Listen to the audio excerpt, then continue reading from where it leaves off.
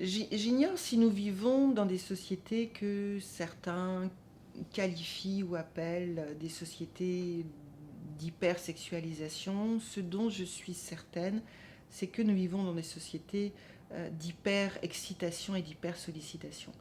Ça, c'est sûr, et ça se manifeste par les multiples fois où des contenus sont mis à notre disposition, où les images, les bruits, les sons, les images beaucoup d'ailleurs, les mots, les textes sont à foison. Autour de nous, depuis qu'on est tout petit, on manque terriblement de calme. Quelque chose qui doit ressembler à du calme et des moments où il ne se passe rien.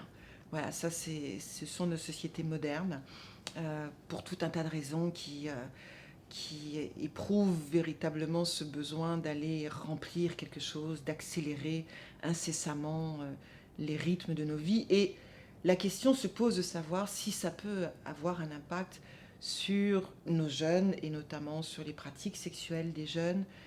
Il est possible que oui. Il est possible que oui, je ne sais pas bien quel impact, mais on peut envisager en tout cas que l'hyper-demande dans laquelle nous sommes toujours, enfin l'hyper-demande qui nous est faite d'être dans une hyper-attention, voilà, c'est un peu comme ça que je le dirais, fait que on ne prend pas le temps. Je crois que c'est la question du rapport au temps qui est posée par la question de l'hyper-excitation. On n'a plus le temps de grand-chose. C'est même la question de l'accélération plus que de la vitesse. Et du coup, aussi bien pour nos jeunes que pour nous, mais enfin on parle plus des jeunes ici, est-ce qu'on va plus vite dans nos pratiques sexuelles? Est-ce qu'ils vont plus vite dans leur approche de la sexualité, de l'amour? Est-ce qu'ils vont... Peut-être c'est une hypothèse recevable, ça. Néanmoins, là aussi, si on regarde un peu les études dont on dispose, puis surtout si on leur fait confiance et on les encourage à aller dans ce sens-là, moi je suis frappée par exemple de ce que l'âge moyen du premier rapport sexuel, il n'a pas tant baissé que ça. Je trouve que c'est quand même un sacré enseignement des enquêtes sur les pratiques sexuelles des jeunes des 20 aux 30 dernières années. On avait des espèces d'angoisse comme ça dans les années 70 en disant oh, bientôt ils vont faire ça en crèche, peut-être pas, mais enfin à l'école maternelle. En fait, moi je les trouve assez sages. Si je devais employer un terme qui n'est pas un terme très sociologique, mais peu importe, je les trouve au fond relativement sages et à condition bien évidemment qu'on leur en donne la possibilité. On ne donne pas cette possibilité-là à tous, à tous.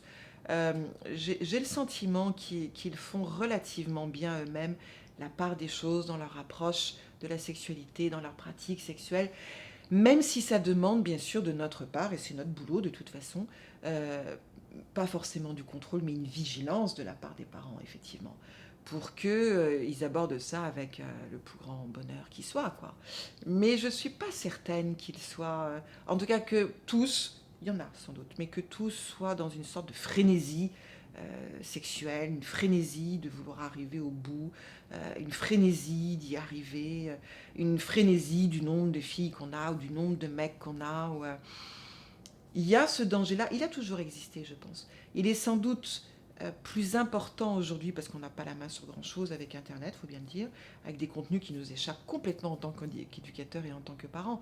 Le danger n'est pas nouveau. L'occurrence du danger possible, elle, effectivement, se trouve amplifiée par les nouveaux outils dont nous disposons. Ça, c'est indiscutable.